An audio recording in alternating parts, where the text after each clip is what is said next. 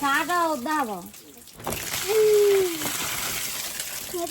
नमस्कार सांग माने मु आपन रंजिता रंजिता ब्लॉग रु स्वागत जनाऊँगी। आज श्री गुंडीचा यात्रा आपण मान को अनेक अनेक शुभेच्छा।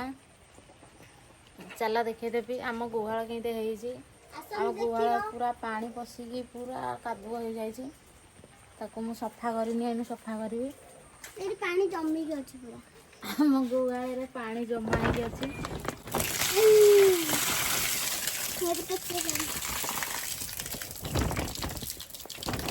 आज एत वर्षा है वर्षा रे घर बाहर करदौनी वर्षा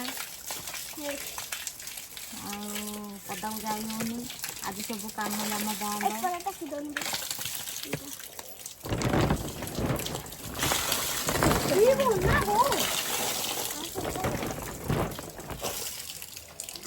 आम गुहाल पानी सफा हो प्रबल पानी हो जाए।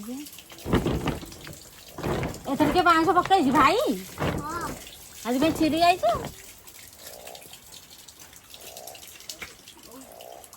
आसमा जरीटा को टेकुची पानी भर्ती होगी अच्छी जे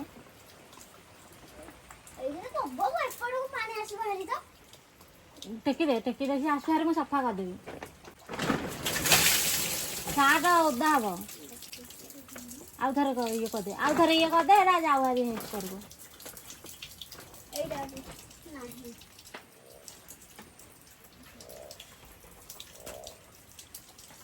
आम गुहाल केमती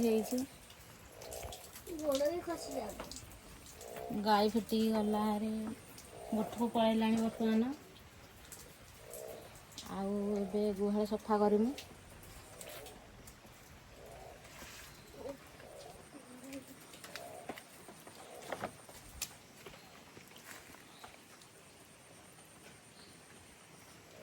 कते जोर से वर्षा होची। आम घरे जगह ना जो मु बेडसीट को पदार सुखाई देछि। वर्षा होची पदार हिंदे पड़ी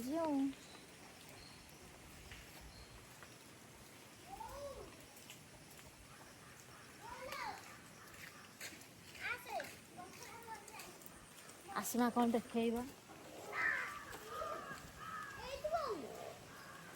ताको भल पोती देलुनी।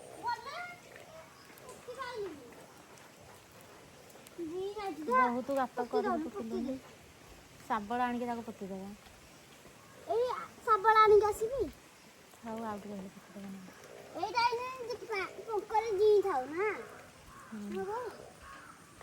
एति आइलु आउ आइलुनी ए अन्ना गोटे दीटा तीनटा आइली।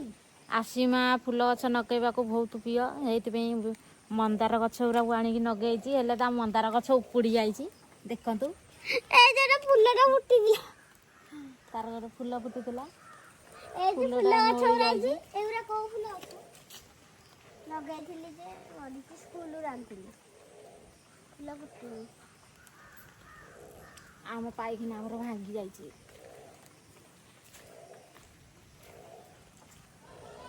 आज पे ब्लॉग टी एतिकी थाउ रहुची। जय जगन्नाथ।